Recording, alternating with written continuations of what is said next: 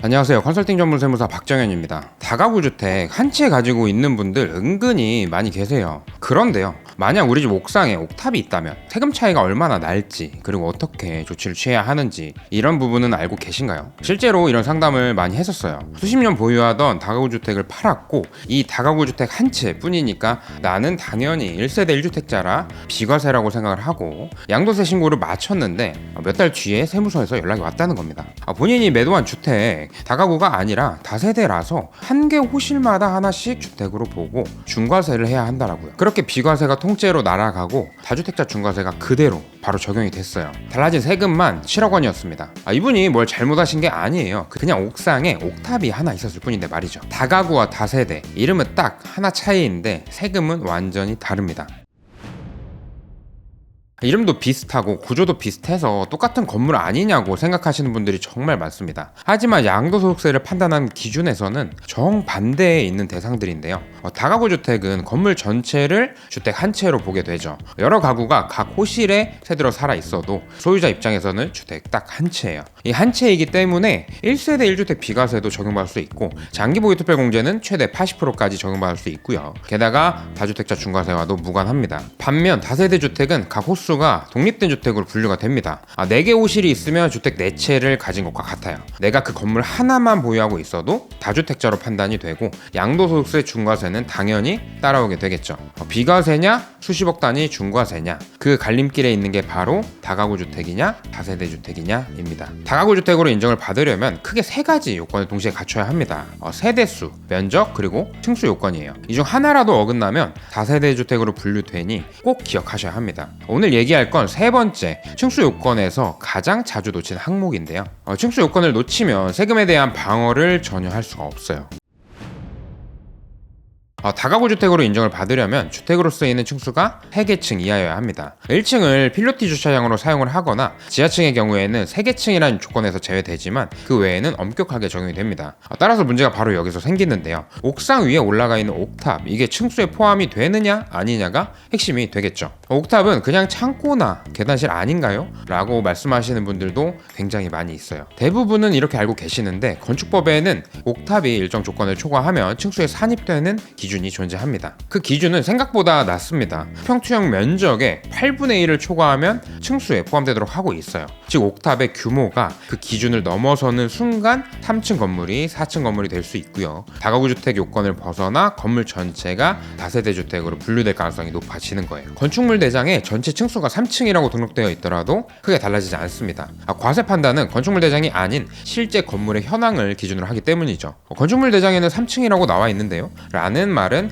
과세관청에게 통하지는 않습니다. 여기서 하나 더 짚자면 옥탑을 어떻게 사용하느냐의 문제도 있어요. 옥탑이 단순히 면적도 작고 옥상으로 통하는 계단실일 뿐이라고 한다면 주택 층수에서 제외할 수도 있습니다. 그런데 만약 옥탑을 개조해서 방처럼 꾸며두고 세입자를 들이고 전입신고까지 했다? 정말 큰 문제가 됩니다. 결국에 우리 집은 3층짜리 다가구야 라고 주장하더라도 옥탑이 명백히 존재해 있으면은 얄짤없이 다주택자 중과세 대상이 되는 거죠.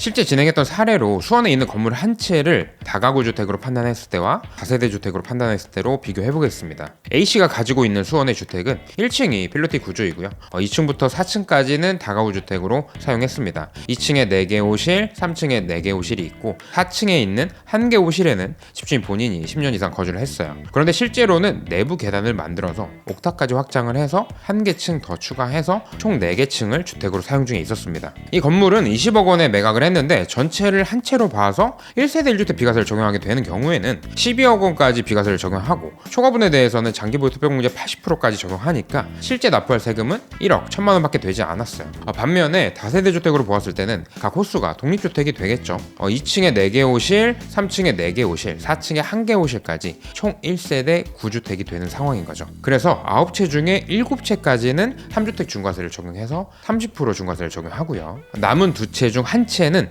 2주택자 중과세를 적용해서 20% 중과세를 적용한 후 마지막 남은 주인 세대만 1세대 1주택 비과세를 적용하게 되는데 과연 세금이 얼마나 차이가 날까요?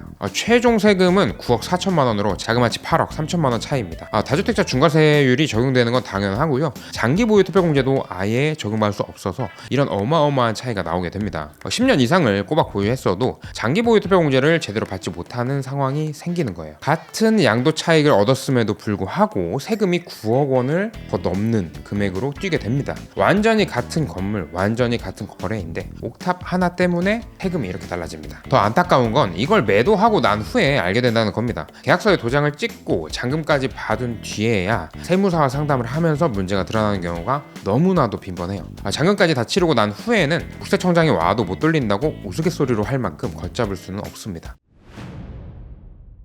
옥탑 문제는 신축 건물보다 오래된 건물에서 훨씬 자주 발생합니다. 준공 당시에는 단순 창고나 계단실로 허가받고 면적도 8분의 1 이하였던 경우가 많아요. 그런데 그 이후에 주거 공간으로 개조를 하거나 면적을 확장한 경우, 건축물 대장에는 3층으로 등록돼 있지만 실제 구조는 4층 기능을 하고 있는 경우, 전 소유자가 임의로 옥탑을 증축해 놓은 건물을 모르고 매입한 경우, 이런 건물을 보유하신 분들은 대부분 당연히 다가구주택이라고 알고 계십니다. 건축물 대장에 그렇게 나와 있으니까요. 그런데 실제 양도소득세는 서류가 아닌 실질 현황 기준이라는 걸 모르고 있다가 매도한 이후에 통보를 받으시는 거죠. 옥탑 문제 하나가 양도소득세 전체를 흔들 수 있는 구조라는 거예요. 특히 지금 매도를 앞두고 계신 분, 상속이나 증여로 오래된 건물을 물려받으신 분, 주택임대사업자로 등록된 다가구주택을 보유 중이신 분이라면 계약서 도장 찍기 전에 반드시 전문가에게 비과세가 가능한지 확인을 받으셔야 합니다. 그 한 번의 확인이 내 재산 수억 원을 지키는 결정이 될 수 있습니다. 오늘 핵심은 딱 하나입니다. 다가구인지 다세대인지는 내가 알고 있는 게 아니라 실제 건물의 구조가 결정한다. 건축물 대장에 3층이라고 써있어도 옥탑 구조에 따라 4층이 될 수 있습니다. 그 한 층 차이가 비과세와 수십억 단위의 중과세 차이로 이어지게 되겠죠.